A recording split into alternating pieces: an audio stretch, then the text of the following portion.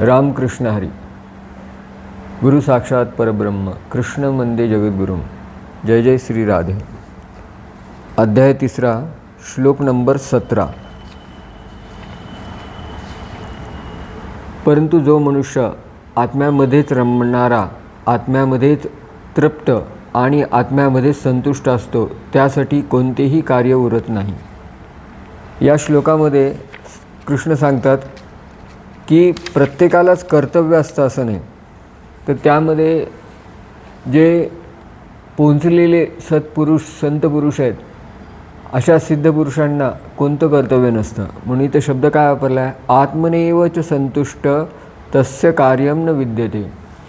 की जो आत्म्यामध्येच रममाण असणारा आणि आत्म्यामध्ये तृप्त असणारा, आत्म्यामध्ये संतुष्ट असणारा असा जो मानव आहे, त्याला त्याच्या संदर्भात त्याला कोणतंही कर्तव्य नसतं.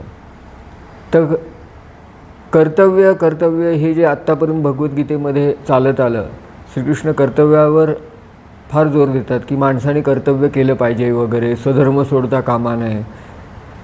तर हे कोणासाठी सांगितलं आहे? कारण भगवद्गीतेमध्ये जे तत्त्वज्ञान आले ते सगळ्या जगासाठी आले, आणि जगासाठी आले म्हटल्यानंतर जगामध्ये सगळे लोक सारखे नाही आहेत. मग प्रत्येकाची लेवल वेगळी आहे, त्याप्रमाणे त्याला उपदेश आहे. म्हणून भगवद्गीतेचं काय आहे की अधिकार तैसा करू उपदेश, साहे ओझे त्यास तेच देऊ. मग समोरच्या माणसाचा स्वभाव काय आहे, त्याची पात्रता काय आहे, योग्यता काय आहे, त्याप्रमाणे भगवद्गीता उपदेश करते.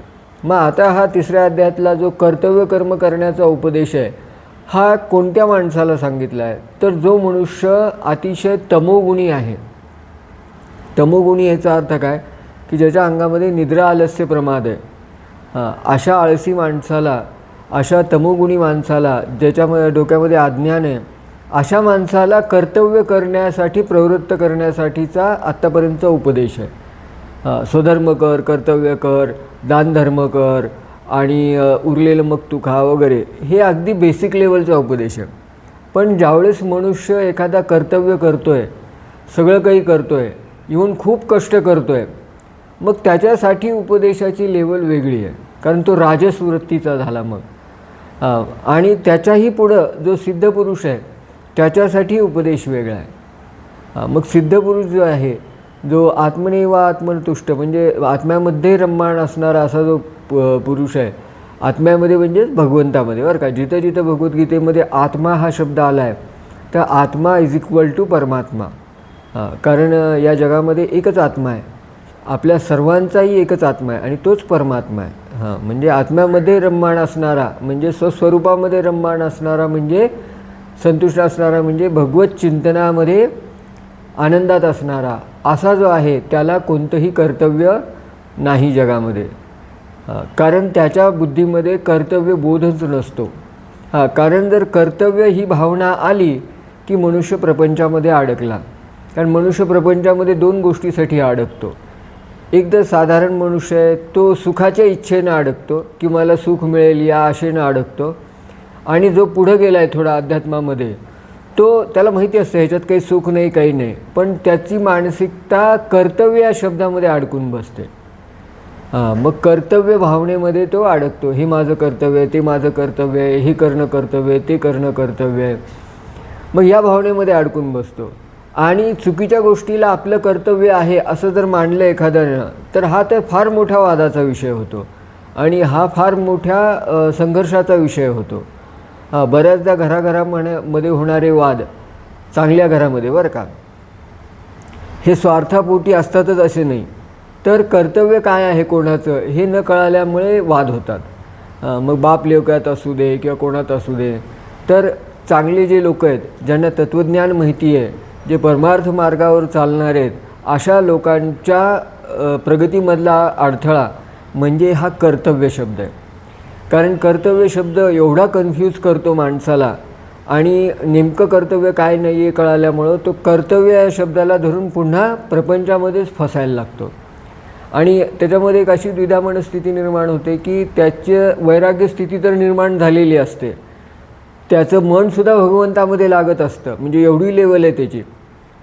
पण माझं कुठंतरी कर्तव्य राहील का, मग मी भगवंतात रममाण झालो तर माझं प्रपंचाकडे दुर्लक्ष होईल का? या गोष्टीमध्ये, छोट्या छोट्या गोष्टीमध्ये कर्तव्य बुद्धीने तो अडकत राहतो. मग ही आसक्ती जी असते ना, तीच पुन्हा कर्तव्यरूपी शब्दाने त्याला येऊन गाठते. तर हा असा ट्रॅप आहे पूर्ण. म्हणून श्रीकृष्ण हे स्पष्ट करून सांगतात की कर्तव्य शब्द हे एका लेवलसाठी उपदेश आहे जो आत्मतुष्ट आहे, म्हणजे भगवत चिंतनामध्ये संतुष्ट आहे, अशा भक्ताला, अशा योगी पुरुषाला, अशा सिद्ध पुरुषाला कोणतंही जगामध्ये कर्तव्य नाही. म्हणून त्याने एखादी गोष्ट नाही केली तरी त्याला कोणतं पाप लागत नाही. आता आपल्याला म्हणतात कर्तव्य करा, कर्तव्य करा. जर आपण संतांचं चरित्र बघितलं, आता ज्ञानेश्वर माऊलींनी 21व्या वर्षी समाधी घेतली, त्यांनी लग्नच केलं नाही, प्रपंच करण्याचा प्रश्नच नाही, लेकरं बाळं नाही. मग कुठं कर्तव्य केलं? ज्ञानेश्वरी लिहिली, प्रचार केला आणि देह ठेवला, समाधी घेऊन टाकली. तुकाराम महाराजांचा प्रपंच आपल्याला माहितीच आहे. मग आपण म्हणू तुकाराम महाराजांनी कुठं व्यवस्थित प्रपंच केला? मग तुकाराम महाराजाच्या बाबतीत आपण हे करू. मग ह्या सत्पुरुषाचं जे जीवन आहे हे जर पाहिलं आपण तर आपल्याला शंका उत्पन्न होऊ शकते, पण ही शंका चुकीची आहे. कारण त्या लोकांना, कारण ते सिद्धपुरुष असल्यामुळे, सत्पुरुष असल्यामुळे त्यांना कोणतंही कर्तव्य असं उरत नाही. मग कर्तव्य कर्म कर हा उपदेश जो आहे तो तमोगुणी माणसाला, अज्ञानी आळशी माणसाला सांगितलेला उपदेश आहे. हा फार मोठा उपदेश नाही आहे. आणि राजस व्यक्तीला सुद्धा उपदेश वेगळा असतो. राजस व्यक्ती तर काय असतं माहिती का? कर्तव्य तर करतो, इव्हन एक्स्ट्रा काम करायला लागतो. अति कष्ट करून, अति कर्म करून जास्तीत जास्त सुख मी मिळवन, जास्तीत जास्त माझ्या कामना पूर्ण करेल म्हणून तो सतत धावत असतो. आणि त्याला मग हे सांगितलं जातं की बाबा तू कमी कर, कम डाऊन हो आणि शांत हो, आणि तुझे जे फोकस आहे तो तुझ्या फक्त कर्तव्यावर कर, आणि ते सुद्धा निष्काम शांत चित्तानं कर. मग त्याला ध्यानधारणा कर, प्राणायाम कर, समाधी कडे जा किंवा शांत चित्त हो, समाधानी राहा, हा उपदेश केला जातो.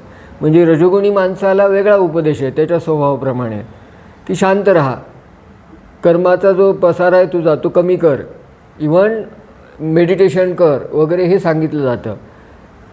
तमोगुणी माणूस तर आधीच आळशी असतो, म्हणून त्याला मेडिटेशन कर सांगून उपयोग नाही, कारण ते मेडिटेशनला बसलं तर झोपीच जाईल. म्हणून तमोगुणी माणसाला की बाबा तुझं परमार्थ म्हणजे तुझ्यासाठी तुझं कर्तव्यच आहे, तेच कर. जगण्यासाठी जे लागतं आहे, पैसा कमवणे वगैरे, हे सगळे घरकाम करणे, हे सगळं हेच तुझं काम आहे आणि तेच तू पहिल्यांदा कर, हे असं सांगितलं जातं. आणि जो सिद्ध पुरुष आहे, सिद्धी लेवलपर्यंत पोहोचला आहे, त्याच्या पायातल्या बेड्या ज्या आहेत कर्तव्यरूपी, ते श्रीकृष्ण बाजूला काढून टाकतात आणि स्पष्ट भगवद्गीतेमध्ये सांगतात, हा कर्तव्याचं जरी मी किती प्रमोट केलं असलं तरी हा कर्तव्याचं ओझं हे सिद्धीपर्यंत पोहोचणाऱ्या सत्पुरुषावर नाही, हे संत पुरुषावर नाही, किंवा परमार्थामध्ये एका स्टेजच्या पुढे गेल्यानंतर कर्तव्याची बंधनं राहत नाहीत. कसं काय असं होतं?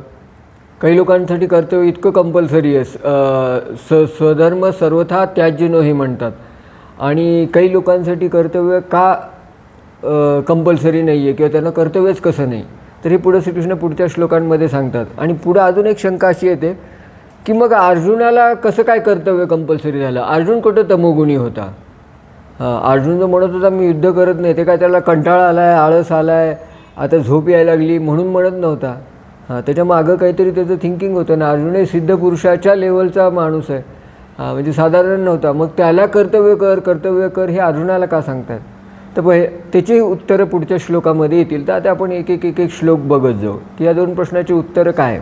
त्याचा पहिला प्रश्न असा येतो की या जो सिद्ध पुरुष आहे, सिद्ध पुरुष म्हणण्यापेक्षा टेन्स टू बी सिद्ध, बरं का, म्हणजे सिद्ध पुरुष म्हणजे 100% सिद्ध झालेला. आणि दुसरा सिद्ध पुरुष याचा अर्थ इथला जो सिद्ध पुरुष आहे जो अगदी जवळ आहे सिद्धीच्या, असा पुरुष. म्हणजे चतुर्दशीचा चंद्र जसा असतो ना, पौर्णिमेला पूर्ण होणार आहे, तर चतुर्दशीचा किंवा त्रयोदशीचा जसा चंद्र आहे त्या टाईपचा पुरुष, म्हणजे पूर्णत्वास पोहोचतो आहे इतकं त्याचं वैराग्य आहे आणि इतकं आत्मनिवात संतुष्ट आहे. तस्मात कार्यम न विद्यते. तर अशा प्रकारचा आत्मसंतुष्ट पुरुष आहे, भगवंताच्या चिंतनामध्ये संतुष्ट पुरुष आहे. तर अशा पुरुषाला कर्तव्य राहत नाही. तर का राहत नाही या प्रश्नाचं उत्तर, कसं काय कर्तव्य नाही आहे त्याला, तर पुढच्या श्लोकामध्ये सांगतात. हां, त्याचा अर्थ असा आहे, त्या महापुरुषाला या विश्वात कर्म करण्याने काही प्रयोजन असत नाही, तसेच कर्म न करण्याचेही काही प्रयोजन असत नाही. तसेच सर्व प्राणीमात्रातही त्याचा जरा देखील स्वार्थाचा संबंध असत नाही. हां, आता या सिद्ध पुरुषाला कसं काय कर्तव्य राहत नाही? हां, तर त्या म्हणतात की त्या पुरुषाला एखादं कर्म करावं तर त्याच्या मागे काहीतरी प्रयोजन पाहिजे ना. तर त्याच्या मनामध्ये कोणतीच कामना आणि इच्छा राहिलेली नसते. मग इच्छाच नाही आहे कोणती, तर मग कोणतं कर्म करणार तो? प्रयोजनच नाही ना. एखादं कर्म करण्यासाठी प्रयोजन पाहिजे, कारण पाहिजे ना, रिझन. तो कशासाठी कर्म करेल? त्याला काहीच नको आहे. हां, मग ज्या पुरुषाला मनामध्ये कोणतीच इच्छा राहिली नाही, हां, त्याला कर्म करण्याच्या मागचं प्रयोजनच राहिलं नाही. कशासाठी कर्म करू? म्हणून त्याला कर्तव्य नसतं. आणि दुसरी गोष्ट, समजा त्याने ठरवलं नाही मी कर्म करणार नाही, तर ते सुद्धा न करण्याचंही काही प्रयोजन नाही आहे. हां, म्हणजे एखादी गोष्ट करण्याचंही त्याच्याकडे काही रिझन नाही आहे आणि न करण्याचं पण काही कारण नाही आहे. हां, मग तो अशा स्टेजला आहे की करणे आणि न करणे ह्या दोन्ही गोष्टीमध्ये त्याचं काही प्रयोजन नाही आहे. हां, इतक्या सहज आणि न्यूट्रल स्टेजला आलेला आहे. त्यामुळं त्याला कर्तव्य राहत नाही, कारण त्याच्या मनामध्ये कोणतीच कामना नाही, कोणतीच इच्छा नाही, कसलीच इच्छा नाही. हां, आणि इच्छेचं 2-3 टप्पे असतात बरं का. पहिल्यांदा कामना असते शारीरिक लेवलवरची, की माझ्या शारीरिक लेवलवरचं सुख मिळावं. म्हणजे जे पंचविषय म्हणतो आपण, रूप, रसगंध, स्पर्श वगैरे, या टाईपमधून सुख मिळावं, ही शारीरिक इच्छा झाली. त्यानंतर त्याच्या पुढं गेली की मानसिक इच्छा असते, की मी एखादं कर्म करेल आणि त्याच्यातून माझं कौतुक होईल, माझा नावलौकिक होईल, मला लोक चांगलं म्हणतील वगैरे. हे मानसिक लेवलवरची इच्छा झाली. हां, की त्याच्यातनं मला आज मी लोकांसाठी काहीतरी करेन, मग लोक माझ्या उपयोगाला येतील वगैरे वगैरे. हे मानसिक लेवलवरची इच्छा झाली. ही पण एक कामना आहे. त्याच्या पुढची एक कामना असते. या 2 कामना निवृत्त झाल्यानंतर बरं का, की मी एखादं कर्म करण आणि त्याच्यातून मी माझं कल्याण साध्य करण. हां, त्यातनं माझं वैराग्य निर्माण होईल, त्यातनं काहीतरी माझ्यामध्ये डेव्हलपमेंट होईल, पुढं काहीतरी चांगलं घडेल. हे यासुद्धा बौद्धिक लेवलवरच्या इच्छा आहेत. हां, यासुद्धा कामनेचंच स्वरूप घेतात पुढं पुढं. हां, मग ह्या कामनासुद्धा त्याला राहत नाहीत. मला मोक्ष मिळावा म्हणून मी हे कर्म करतो, ही सुद्धा एक कामना असल्यासारखीच आहे, कारण मोक्ष कामना झाली ही. हां, म्हणजे तो मोक्षाची इच्छा करतो आहे, ह्याचा अर्थ तो बंधनामध्ये स्वतःला समजतो आहे, म्हणजे तो सुद्धा अलीकडचाच आहे. हां, म्हणून खरे जे भक्तिमार्गीय सत्पुरुष आहेत ना, जसे तुकाराम महाराज, ते काय म्हणतात की नलगे मुक्ती धनसंपदा संत संग देई तदा, किंवा तुझा विसर न व्हावा. तिने नलगे मुक्ती जे म्हणलं आहे, किंवा मोक्षपद तुच्छ केली या कारणे, कारण मोक्षाची सुद्धा त्यांना कामना राहिली नाही. मग ही बौद्धिक लेवलवरची कामनासुद्धा त्यांना नसते. मग असं पूर्णपणे न्यूट्रल झालेला, एकही इच्छा न राहिलेला असा जो सत्पुरुष आहे, त्याला एखादं कर्म का करायचं ह्याचं प्रयोजनच नाही आहे, आणि न करायचं तर का नाही करायचं ह्याचं पण प्रयोजन नाही आहे. हां, म्हणून दोन्ही गोष्टीचं प्रयोजन नसल्यामुळे तो आळसाकडे तर जातच नाही, वादच नाही, आणि रजोगुणाकडे पण जात नाही. मग तमोगुणही गेला, रजोगुणही गेला, आणि मंगल कामनासुद्धा गेली असल्यामुळं सत्वगुणही गेला. मग अशा गुणातीत अवस्थेपर्यंत पोहोचणारा पुरुष हा नेहमी आप्तकाम असतो, म्हणजे त्याची इच्छा नसते, त्याच्यामुळे त्याला कोणतंही कर्तव्य राहत नाही, त्याला कर्तव्याचं बंधन राहत नाही. म्हणून कर्तव्याचा धडा त्याच्यासाठी नाही. हां, मग कर्तव्य याचं महत्त्व एका लिमिटपर्यंत आहे, त्याच्या पुढं नाही आहे. हां, हे भगवद्गीता सांगते. हा खोलवर उपदेश आहे. हां, आता पुढं अजून काही प्रश्न ह्याच्यामध्ये येतात की अर्जुनासाठी काय आहे. हां, मग अर्जुनासाठी म्हणून ते पुढच्या श्लोकामध्ये सांगतात, म्हणून तू नेहमी आसक्त न होता कर्तव्य कर्म नीट करीत राहा, कारण आसक्ती सोडून कर्म करणारा मनुष्य परमात्म्याला जाऊन मिळतो. हां, मग अर्जुनाला ते सांगतात की हे पहा, की कर्तव्य कर्म करणे म्हणजे आता सगळेच कर्म नाही करायचे, सिलेक्टिव्ह करायचे जे कर्तव्य आहेत. आता पुन्हा एकदा मी कर्तव्य मागच्या व्हिडिओमध्येही सांगितलं, पण या व्हिडिओमध्ये अजून सांगतो की कर्तव्य म्हणजे काय. तर आत्ताच्या क्षणामध्ये जे रॅशनल बिहेवियर असेल, रॅशनल म्हणजे विवेकाला अनुसरून बिहेवियर असेल, तेच माणसाचं कर्तव्य असतं आणि ते प्रीडिफाईन नसतं. त्यावेळेस ठरतं. तर अर्जुनानं आता भीष्माचार्याला मारलं. अर्जुनाचे भीष्माचार्य कोण होते? आजोबा होते. आजोबाला युद्धामध्ये मारलं. पण जर लहानपणी अर्जुनाला विचारलं असतं का रे तुझं कर्तव्य काय, तर अर्जुनाने काय सांगितलं असतं? भीष्माचार्याला मारणं. पण ते काळानुरूप ते कर्तव्य झालं की नाही त्याचं युद्धामुळे. मग कर्तव्य परिस्थितीनुसार बदलतं. म्हणून त्यावेळेसच्या परिस्थितीनुसार, त्या क्षणाच्या रिक्वायरमेंटनुसार जे रॅशनल बिहेवियर असेल, विवेकवान कृती असेल, ते माणसाचं कर्तव्य असतं. रॅशनल बिहेवियर पाहिजे, विवेकातून निर्माण झालेलं पाहिजे, नुसतं लॉजिकल नाही बरं का. रॅशनल, ज्याच्यामध्ये इमोशनल आणि लॉजिक या दोन्हीचाही विचार केला पाहिजे. तर असं कर्तव्य केले पाहिजेत, हे फिक्स झालं. मग अर्जुनाला ते काय सांगतात की बाबा हे कर्तव्य करणे ही अशी गोष्ट आहे की याच्यात जर तू एखादा मनुष्य आसक्तीरहित होऊन, म्हणजे कोणती आसक्ती न ठेवता, म्हणजे आसक्ती कशात असते माणसाची की या कर्तव्याचं काय परिणाम होतील, काय फल निर्माण होईल, त्याच्यामधली आसक्ती काढून जर कर्तव्य कर्म करत राहिला तर एवढ्यानेच त्याला भगवत प्राप्ती होऊ शकते. तो सिद्धीपर्यंत जाऊन पोहोचू शकतो. एवढा मोठा हा सोपान आहे, हा एवढा मार्ग आहे. म्हणून अर्जुनाला म्हणतात की तू असं कर, तुझ्यासमोर आता अदृष्टामुळे हे युद्ध आलं आहे किंवा भगवत कृपेमुळे हे युद्धाचं संधी आली आहे, तर हे कर्तव्य कर्म तू आसक्तीरहित होऊन, म्हणजे सुखदुःखे समे कृत्वा लाभालाभो जयाजय असं होणं म्हणजे आसक्तीरहित होणं. असं आसक्तीरहित होऊन हे कर्तव्य कर्म कर, हेच तुझ्या कल्याणासाठी उपयोगाला होईल.